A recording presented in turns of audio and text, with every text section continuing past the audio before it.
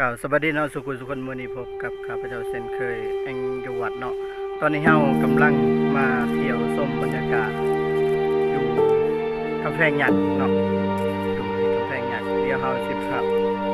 กันท่านผู้ชมมาเบิ่งว่ากำแพงหยักมัน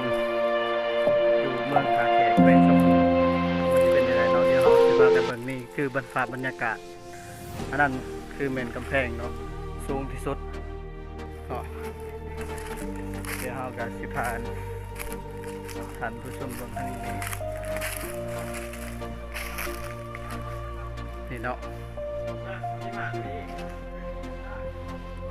นี่คือบอลพระเจ้าจะเป็นนี่เนาะเดี๋ยวเราสิไปเบิ่ง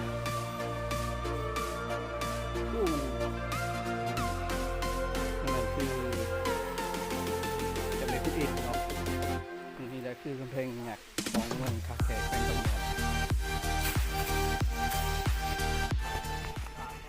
รมันอ้อมๆเนาะกำแพงหยักพวกเรากับทางทีมงานหลายคนสิมาเที่ยว